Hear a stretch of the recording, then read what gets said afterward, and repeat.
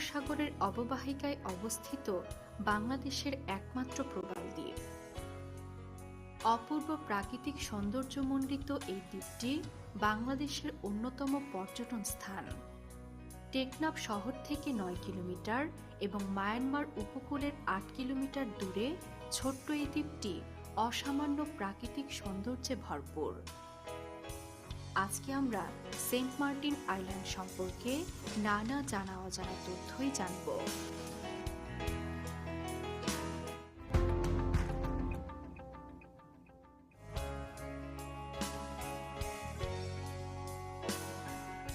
প্রায় ৫,০০০ বছর আগে টেকনাফের মূল ভূমির অংশ ছিল সেন্ট মার্টিন আইল্যান্ড, কিন্তু সমুদ্রের পানির উচ্চতা বেড়ে যাওয়ায় ধীরে ধীরে এটি সমুদ্রের নিচে চলে যায়।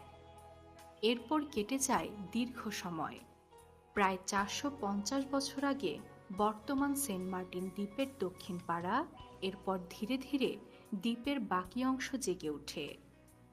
২৫০ বছর আগে আরব বণিকদের নজরে আসে এই দ্বীপটি। দক্ষিণ পূর্ব এশিয়ার সাথে বাণিজ্যের সময় আরব বণিকরা এই দ্বীপটিতে বিশ্রাম নিতেন। তখন আরব বণিকরা এই দ্বীপের নামকরণ করেন জাজিরা। ১৮৯০ সালে কিছু মৎস্যজীবী এই দ্বীপে বসতি স্থাপন করে। সে সময় এই দ্বীপটিতে প্রচুর নারিকেল গাছ ছিল। এই নারিকেল গাছ এবং জাজিরা শব্দের অপভ্রংশ মিলিয়ে এর নাম হয়ে যায় নারিকেল জিঞ্জিরা। ব্রিটিশ শাসন আমলে ১৯০০ সালে ভূমি জরিপের সময় এই দ্বীপটিকে ব্রিটিশ ভারতের অন্তর্ভুক্ত করে নেওয়া হয়। ব্রিটিশরা খ্রিস্টান সাধু মার্টিনের নাম অনুসারে দ্বীপটির নামকরণ করেন সেন্ট মার্টিন। তবে গবেষকদের মতে দ্বীপটিকে যখন ব্রিটিশ ভারতের অন্তর্ভুক্ত করা হয়, তখন চট্টগ্রামের জেলা প্রশাসক মার্টিনের নাম অনুসারে এই দ্বীপের নামকরণ করা হয়।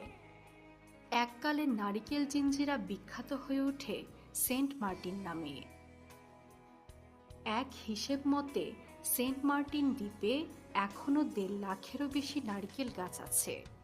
মাত্র ৮ বর্গ কিলোমিটার আয়তনের এই দ্বীপটিতে বাস করে ৭,০০০-এরও বেশি মানুষ। দ্বীপটি ছোট হলেও এর জীববৈচিত্র্য অনেক সমৃদ্ধ। এই দ্বীপে জলপাইরাঙা সাগর কচ্ছপ দেখতে পাওয়া যায়। এই প্রজাতির কচ্ছপগুলো অনেক বেশি দিন বাঁচে। সেন্ট মার্টিন দ্বীপে এসব প্রজাতির কচ্ছপ ডিমও দিয়ে থাকে। এই দ্বীপে রয়েছে প্রচুর ক্ষুদ্রাকার কাঁকড়া। জোয়ারের পানি নেমে গেলে সৈকতে প্রচুর কাঁকড়ার গর্ত দেখা যায়। তবে সেন্ট মার্টিন দ্বীপের মৎস্য সম্পদ চোখ কপালে তুলে দেওয়ার মতো। এখানে টুনা মাছ, সুন্দরী মাছ, রূপচাঁদা মাছ, কোরাল মাছ, পরি মাছ, প্রজাপতি মাছ, বোল মাছ, সুই মাছ সহ আরও অনেক প্রজাতির মাছ পাওয়া যায়। গবেষকরা মনে করেন এখানে প্রায় ২৪০ প্রজাতির সামুদ্রিক মাছ রয়েছে। সমুদ্রের পাথরের ভাঁজে ভাঁজে লুকিয়ে থাকে মাছ। তবে স্বচ্ছ পানির কারণে এই লুকিয়ে থাকা মাছও ধরা পড়ে বড়শিতে আর ছোট জালে। এই দ্বীপের ৬০% বেশি মানুষ মাছ শিকার করে জীবিকা নির্বাহ করে থাকে। ট্রলার নিয়ে তারা সমুদ্রে চলে যায় মাছ ধরতে। মাছ ধরা ও শুটকি প্রক্রিয়াকরণের পাশাপাশি পর্যটন সেবার উপর নির্ভরশীল তারা। সেন্ট মার্টিন আইল্যান্ডের স্বচ্ছ নীল জল এই দ্বীপের প্রধান আকর্ষণ। সমস্ত দ্বীপ জুড়ে রয়েছে মানুষের আনাগোনা।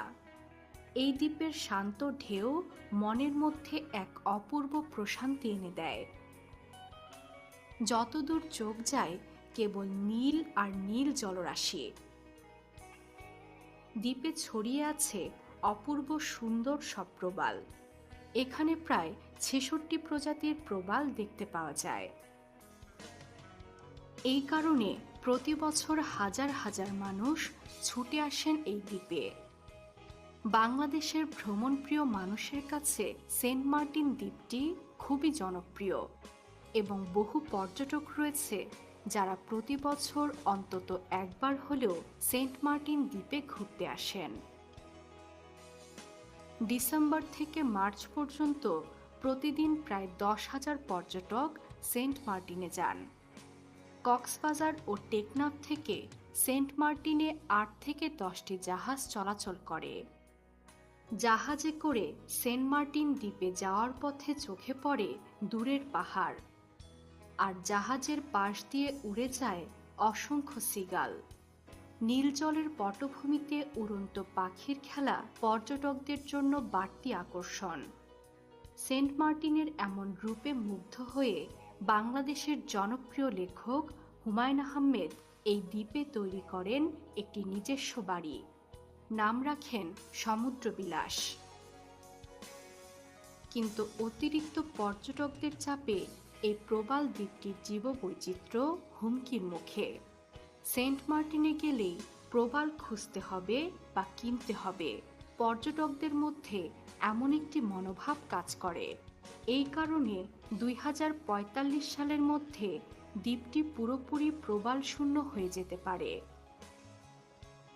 পুরো দ্বীপ জুড়ে প্লাস্টিক ময়লা আবর্জনা ফেলার কোনো নির্দিষ্ট ব্যবস্থা নেই।